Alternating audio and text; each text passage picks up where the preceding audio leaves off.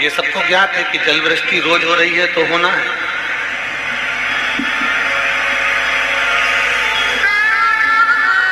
जल वृष्टि रोज हो रही है,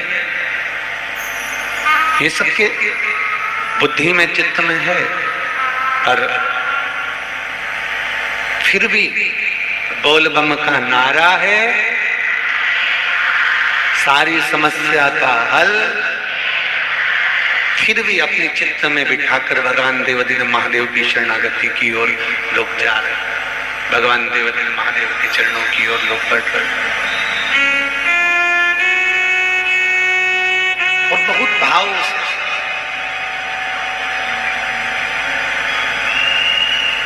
जिनको दिखावा प्रिय है ना, वो शिव महापुराण में पहुंच ही नहीं पाते। जिनको शिव प्रिय है ना, वो शिव महापुराण में पहुंच पाते हैं।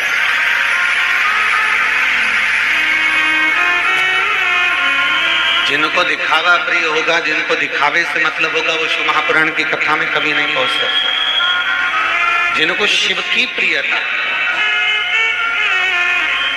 भगवान उगड़दानी की प्रियता है, भगवान शंकर की प्रियता है कि मुझे शिव को प्राप्त करना है, मुझे शंकर को अपने हृदय में, अपने चित्त में, अपनी वृत्ति में, अपने दिल में, अपने मन में विराजमान करना। और जो जहां बैठता है उसकी वहां महत्वता होती है।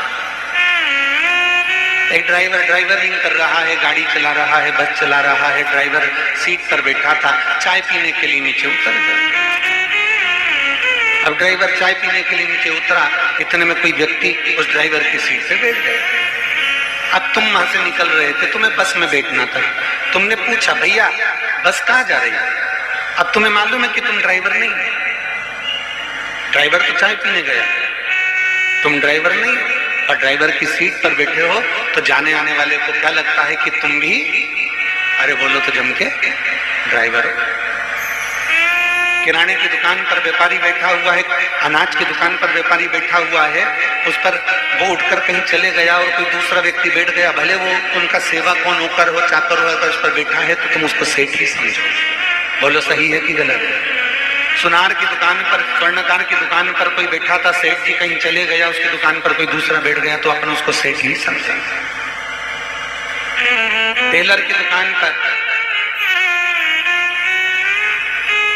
मशीन लगी है, कैंची रखी है, सुई रखी है, कपड़ा रखा है, टेलर अंदर चाय पीने चले गया, उसके दुकान पर कोई ग्राहक आया, उसकी सीट पर बैठ गया, तो लोग आकर कहेंगे टेलर साहब मेरे को कपड़े सिलवाना है। वो टेलर नहीं है, पर वो टेलर की कुर्सी पर बैठा है इसलिए टेलर कहला गया। ड्राइवर की कुर्सी पर बैठा तो ड्राइवर कहला गया, स्वर्णकार की कुर्सी पर बैठा तो सोनी कहला गया, व्यापारी की कुर्सी पर बैठा तो व्यापारी कहला गया। उसी तरह जो भगवान शंकर की कथा में जाकर बैठ जाता है वो शिव का कहलाने लगता है, वो शंकर का हो जाता है। आप जहां बैठे हो वहां के कहलाए।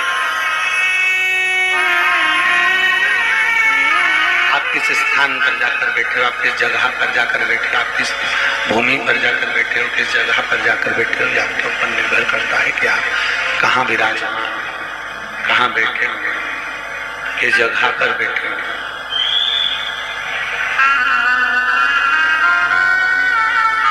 कौन आता है, कौन बुलाता है, महज भ्रम है, करता सब विधाता है।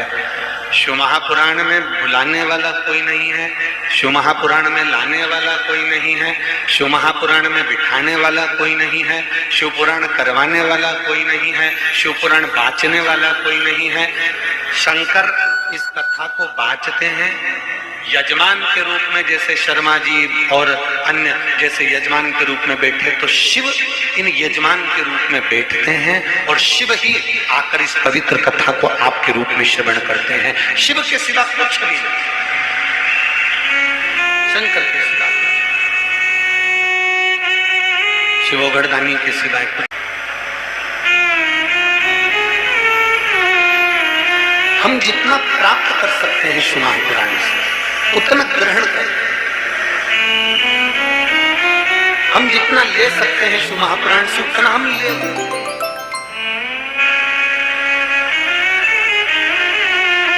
हम जितना प्राप्त कर सकते हैं हम उतना प्राप्त कर लें। भगवान ब्रह्मदेव का चरित्र कल कथा में कह रहा था कि ब्रह्मा जी झूठ पर झूठ बोलते रहे, ब्रह्मा जी झूठ पर झूठ बोलते रहे, केतकी के फूल से झूठ बुलवाते रहे, गौ माता से झूठ बुलवाते रहे, आखिरी में ब्रह्मा जी का सिर काल भैरव ने काट दिया। ये कल की कथा में अपने श्रवण किया।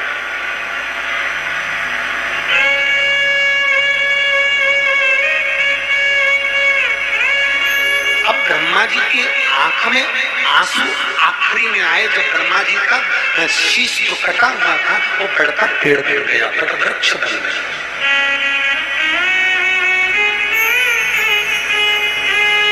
ब्रह्मा जी का जो शीश था वो बढ़ गई, वृक्ष बढ़ता पेड़ बट वृक्ष बन गया, बट वृक्ष। और मेरे देवादिदेव महादेव उस बट वृक्ष की छांव में जाकर बैठ जाते हैं तो शिव जी का नाम बटकेश्वर महादेव पड़ जाता।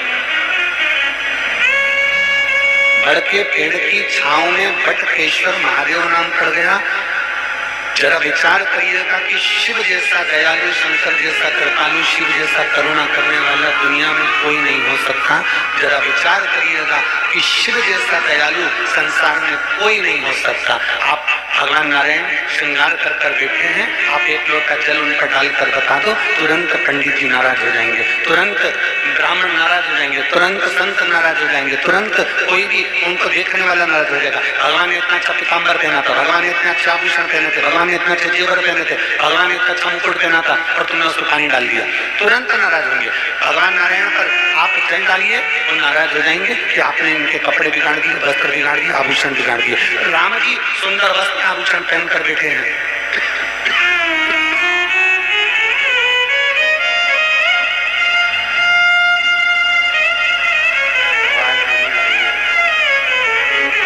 राम जी वस्त्र आभूषण पहन कर बैठे हैं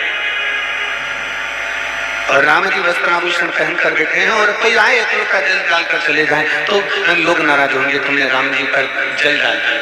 भगवान कृष्ण श्रृंगार कर कर बैठे हैं, एक लोटा जल ले जाकर डाल दो तो लोग नाराज हो जाएंगे। देवी जी श्रृंगार कर कर बैठी हैं, एक लोटा जल डाल दो तुम लोग नाराज हो जाएंगे। पर केवल एक देवादिदेव महादेव एक ऐसे हैं जो अपने भक्त से न सोना मांगते हैं, न चांदी मांगते हैं, न अंबर मांगते हैं, न पीताम्बर मांगते हैं, न रतन मांगते हैं, न कोई आभूषण मांगते हैं। केवल देवादिदेव महादेव अपने भक्त से केवल इतना कहते हैं कि मुझे अगर देना चाहते हो तो अपने घर से एक लोटा जल भर कर ले आओ। अगर लोटा भर कर जल भी नहीं है तो मेरे मंदिर में आकर केवल 3 बार ताली बजाकर चले जाओ। अगर वो भी नहीं कर सकते तो मेरे मंदिर में आकर प्रणाम कर कर चले जाओ। वो भी नहीं कर सकते तो मेरी बेलपत्र उतार कर मुझे वापिस चढ़ा कर चले जाओ। वो भी नहीं कर सकते तो मेरे मंदिर के सामने से निकल कर चले जाओ। वो भी नहीं कर सकते तो मेरे मंदिर के बाहर से शिखर का दर्शन कर कर निकल जाना। देवादिदेव महादेव कहते हैं उतने में भी मैं करुणा कर दूंगा,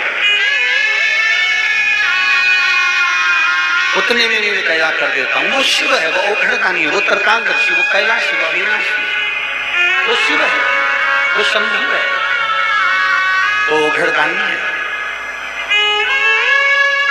वो शंकर, वो करुणा सागर, वो दया सागर।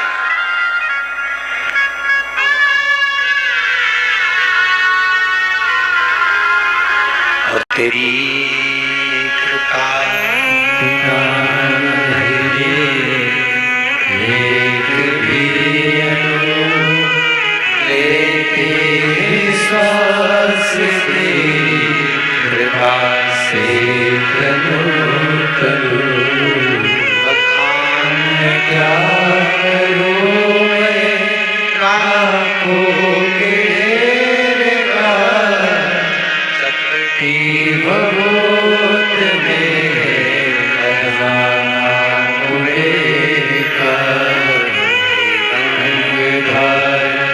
मुक्ति